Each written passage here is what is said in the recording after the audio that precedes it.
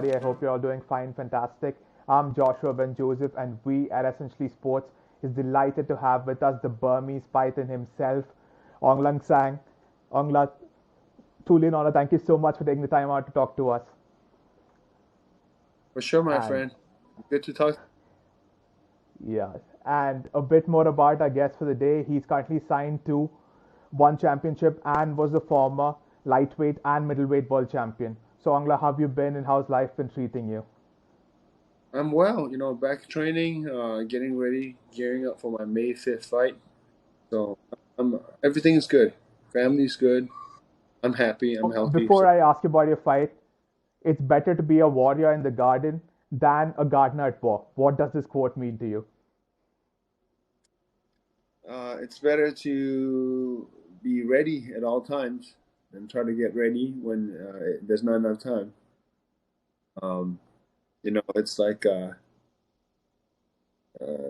sometimes, like for me, it's like this is my life now. Being a fighter is my life now. At all times, I have to stay ready. At all times, I have to be prepared. That is true. And you're currently set to fight Fan Rong in May, right? Yep. And how does it feel, to fight in the US after nearly a decade? Oh, it feels great. It's been a while since I fought here, and now it's finally I'm back in the States again, and I get to show the, the American fans what I've been working on in the last 10 years. That's great. And do you prefer fighting the US or in any other country, though? The cage is the cage. Like where we work, it doesn't really matter. But I'm excited because I'm gonna have a lot of Myanmar fans now. I'm excited to That be. I'm excited to be with the U.S. fans. Mhm. That's great. And has your training been a little different when as you're preparing for the Fan Rong fight, though? No, it's not nothing different. I just have to get better. I just have to keep evolving, be the best That's version. it. I think I'll get the job done. hmm And your trainer, Henry Hoof, has he been a hard taskmaster in preparation for this fight, though? I don't need I don't need a taskmaster. I work hard every day. I work like hard, and I never skip practices. I never take a day off. So I don't need a hard taskmaster. So you're actually training 7 days a week right now. 6 days a week. Twice a day, and then even Wow. on Sundays I do some sort of like active recovery. hmm That's great. And but this upcoming opponent of yours, Fan Rong, do you believe that he will be a challenging opponent as such? I believe so. He's younger. He's strong. He's got some skills, decent striking, decent wrestling. So it'd be a good fight. It'd be a good test. Hmm. That's the, and speaking of finishes, like you've recently had two sensational back-to-back first-round finishes against Gilberto Galvao and Yushin Okami. Yeah. In a way, is this like a redemption for your recent loss against Vitaly Bigdash? Uh, there's no redemption from that. I just have to get it back. No redemption from lost somebody that you believe that you can beat. Um, we'll just work our way back. That's yes. And how did it feel, for the Gilberto Galvao fight? You actually won performance of the night. How did it feel? I always look for a performance of the night. I always look to be the best. Be an exciting fight for the fans. hmm Um, I mean, it feels good, but as a fighter, that's all. That's what I always try to do. As an MMA fan, I want to watch entertaining fights. Fighter, I just want to put on entertaining shows for the fans. And your fight with Big Dash was a trilogy fight. So would we see you fight Big Dash anytime soon? We'll see. We'll see. It's up to the promotion. That's yes. And as we are in the topic of finishes, I'm really intrigued by your nickname, the Burmese Python, because pythons in general are constrictors, or if I speak in martial art terms, they're like grapplers. But a majority of your fights have knockout finishes. So how do you like, end up with this nickname? Yeah, well, recently it's true, uh, but it's not because of the constricting. It's because of the country. You know, our country, Myanmar, Hmm. is Hmm. not very well known. So when I started fighting, I would tell them the country that I'm from, Myanmar, and nobody would know about it. And so I'd be like, it's like where the Burmese Python is from, and then they would know where Burmese Python is. So ever since then, they gave me that nickname, Burmese. That's yeah. And yeah, since we're talking about Myanmar right now, you were born in Myanmar, which was Burma at that time. So No, how was life like? it was You're talking Myanmar. about Burma. No, It was Burma, Myanmar itself. Burma. It was called Burma in the before we got our independence. After we got our independence, they switched it to Myanmar. But Ah, yeah, that's so. the U.S. Yeah, it's like it's our country. Not many people know very much about, so it's okay. Like, but it's always been called Myanmar. Oh, that's, I'm sorry about that. So so how is life like growing up in Myanmar? Very different, you know. If I see like even when I go back, it's like you go back in time. You know, you go back in time because even electricity is like you don't get it often. Uh, the things that we take for granted, like you know, clean water from the pipe over there would be a luxury. You know, it's like 100 years behind, especially where I was born. In the village that I was born in, the village that I grew up, like it was like 100 years behind today's time. But it was happy. We had a good, you know, we had a good upbringing. We had great parents. We had great, you know, siblings and cousins as well. So I mean, nothing to be. It's nothing that I'm sad about. It was great times, easy. You know, it was like fun times. That's great. And do you have any fond memories, especially with your cousins? Do I have what? Any fond memories, while growing up, especially with Oh, your cousins or yeah. yeah. Just so during like around like New Year, Christmas time, we'd always get together. We'd always have like a big feast at our house. You know, call the whole village. I remember like when we were kids, uh, we would have we would help clean up the chicken. You know, for the next day's feast. We would help out with those little things of like peeling onions, just like the fun stuff that we do. And then we would, have like bike rides around the neighborhood. Um, and we would have like fun like fist fights and stuff like that. So, Yeah. And did you have uh, an opportunity to learn the martial art of Let's Way? not really because lewe isn't like it's not like in America. It's not you don't go to a gym and train lewe. Lewe is like it's almost seen as like what low class people do. You know, fighting is like what low class people do in my country. Um, so it's not seen at such a positive light like it is now. Like where I live, I can take my kids to a gym, martial arts gym, and they can learn how to punch, kick, do jujitsu and stuff like that. But over there, it's not the same. Fighters are very. It's not very. It's not the same. Over there, parents don't want their kids to fight. But I did learn karate when I was a kid. Like buy boxing gloves when I would box with my cousin. And so you moved to the US in 2003, right? Yeah, 2003. So was that when you actually started training in MMA or mixed martial arts, like on a more Yeah, serious note as such? 2004. I started training jujitsu. I started training martial arts, mixed martial arts. I've been training almost for 20 years. And so at that time when you started, like in 2003, 2004, was it hard, like? juggling both studies and your training schedule? No, it was fun. I loved it. You know, it wasn't hard. I loved it. I did it because it was a passion. I didn't do it because it was a job, you know. So in that sense, I feel like I'm very lucky to be able to do what I love as a job, you know. So Yeah. And did you have an opportunity to do a considerable amount of, amateur fights at that time, though? no, during that time, everything was MMA was MMA.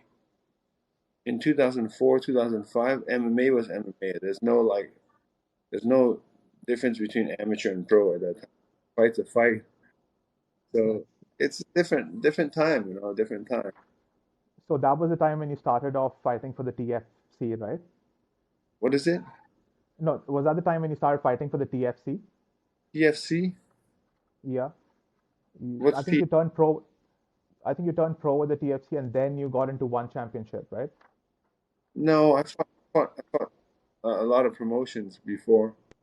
Uh, like it's like more like regional circuits. Like it's um, the first few fights was called Michiana Fight League, um, Triple X. It's like some weird name, you know. United Fight League, just different promotions in the Midwest. Fought for King of the Cage. And then when I moved to the West Coast, Ring of Combat, CFFC, Bellator, fought for Bellator as well. Um, yeah, and then I fought for one championship. So I've, when did you act? Josh, I've been fighting for a long time. I know, yes, yes, yes. And when How did old are you in 2005 when I started fighting? when you started fighting in 2005, I would have been 10 years old. Yeah, so Yeah. I've been So I mean, yeah, that yes. And so when did the one championship come into the picture? Like, in 2013 after CFFC. They contacted me, and then 2014 was when I made my debut for championship. ah, okay. And so coming back to the country of Myanmar, so you are one of the few individuals who have an international profile. So how important is it for the youth of your country to have like a more international exposure with regards to sports and otherwise? It's very important, you know, because like people in Myanmar, they don't have the same opportunity as you and I do, um, and because of that reason, the youth don't believe that they can achieve anything. The youth are very let down. Um, and so for me to perform and to compete in the international scene is very important, and that's a job that I take very lightly of. Don't take lightly at all. And maybe my performance can inspire them to be better, to work harder. I don't know. So I think I've heard you say in one of your interviews that you wish to use your success to unite Myanmar. So how do you plan to achieve this? It's one of those things, man. It's like it's hard. It's not easy. There's so much politics behind it, you know. And that I'm not a politician. I'm just an athlete, you know. Hmm. But I know that a lot of Myanmar watches me when I compete, so just just portraying myself in the right light, just making sure people understand me. I mean, and like I could be a good positive role model in their lives for the youth, for people my age. I think that's all I can do. I physically cannot, stop the war that's happening in Myanmar right now. That's true. I physically cannot do that. I don't have the power to do that. The only thing I can do is inspire the young people there, inspire people to do better in their lives. And 2021, there was a military coup, right? Military coup in Myanmar, and and mhm. and because of that, I had a lot of like I had a hard time. I had a very hard time, but we get over it. said, I'm on the interview, baby. Baby, I can't. You gotta ask mama, baby. I can't, baby. I'm in the middle of an interview. Hold on one sec. Mommy, I'm in the middle of an interview. My daughter. Yeah. It's very cute though. Yeah. So like in 2021, there's a military coup, and it's like it just goes to show that I'm just an MMA, an athlete, mixed martial artist. I have my own family. I have my own issues.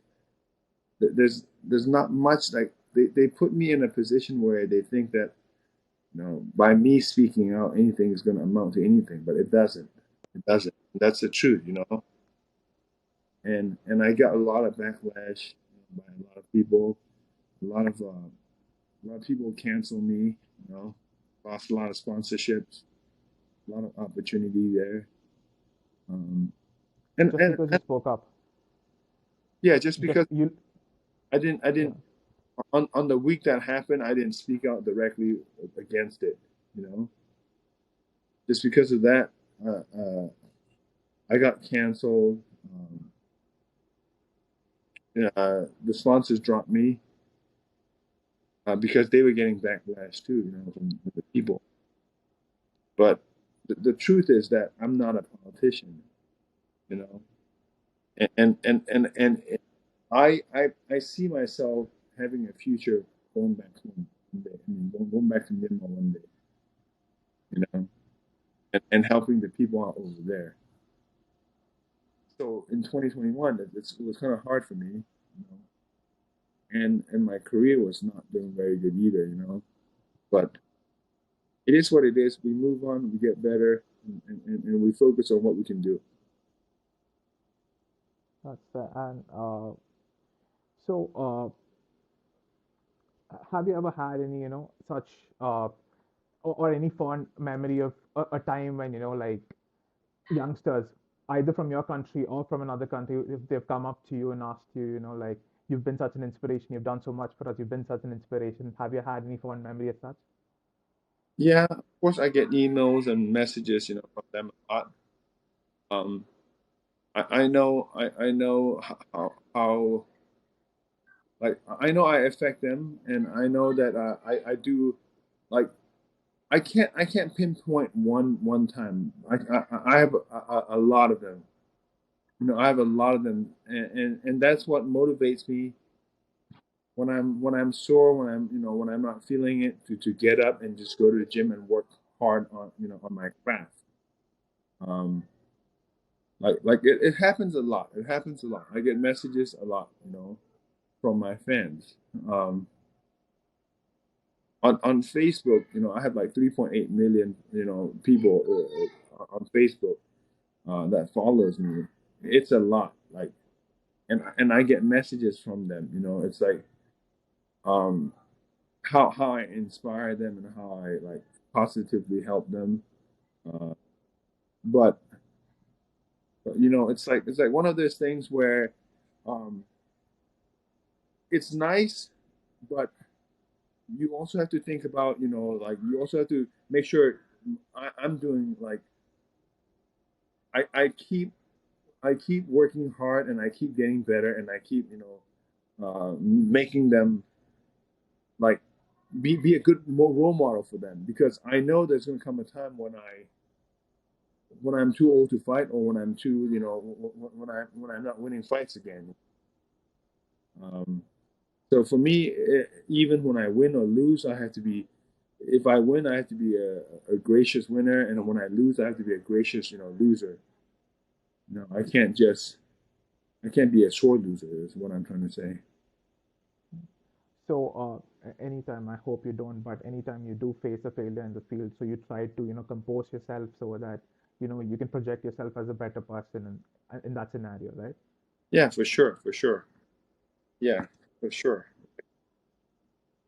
That's Times when you lose, it's a time when all those, when things don't go your way, it's kind of hard, And even during those hard times, you have to be you have to be graceful, when you fall. that's so, and I, I heard that you were actually honored with a bronze statue in your hometown. How Yeah, how yeah. So how do you feel, getting that recognition from your people? too much. I think it's a little too Yeah. much. I don't deserve it. You know, In boxing, Deontay Wilder recently got a bronze statue, and I saw him like hugging the statue and kissing it. And did you have a similar emotion at that time, though? no, I don't. I don't feel like that. I think if anything, it's more. It makes me want to work harder. I don't. I don't think too much into it. It's like one of those things that is nice, but it's also a lot of added pressure. Hmm, that's that. And since I just saw your daughter there, I just want to ask you, like, she recently had her first martial arts lesson, right? Yeah, So, as a father, how do you feel, to see your daughter start her martial arts journey? it's good. I can't watch it because like if I'm watching her in class, she looks at me and get distracted. So I just have to like walk away and let her be in the class. Uh, but I love it. I love it. She's very high energy. She's very high Uh, energy. So for her to do martial arts, it will help her with her discipline and be more. It will direct her energy in the right way. and do you see any of your children, following in your footsteps as a professional fighter? Fighting is so hard, man. It really depends on the person. I don't mind, but I do want to equip them with skills that they can use for the rest of their life. Uh, I know that nobody will lay a hand on her because she'll be able to take care of herself. So in that sense, like I'm happy, but I don't care if they follow or if they don't follow because fighting is one of those things. If you ever fight somebody that is like forced to fight you, it's different, man. You don't want to be stuck in a cage where you're like, oh, to do this again. You want to go in there, have fun, and have like enjoy being in there. Yeah, and, coming back to your upcoming fight, so once you're done with your fight against Fan Rong, are there any potential opponents that you have in mind? I don't care anyone. One championship makes the matchups, and I'll fight anyone. Um, Hmm. but getting to the title is the plan. So will we see you on a title run anytime soon? For sure, sure, Yeah. sure. Yeah. And before we go, actually, I uh, I actually want to ask you, do you have any particular message for your fans? I'm sure a lot of fans are actually looking forward to watch you perform. So do you have a closing message for all your fans? This is going to be a banger. I'm very focused. I'm going to be very well prepared for it, and I know Fan Rong's going to be very well prepared for it. So expect a great fight, a great mixed martial arts bout. And I promise you, it's not gonna go to distance. I don't So think we, I don't so don't we think. can expect a knockout finish for this one, though. Yeah, possibly or possibly a submission. We'll see. Yeah, But I promise a very great fight, and I promise a finish. that's that's beautiful. And Ongla, thank you so much for taking the time out to talk to us. It is truly an honor. Thank you, Thank you so brother. much. Yeah, Take care. Talk to you you soon. too. Bye You bye. too. You too. Take care. All right. Bye bye.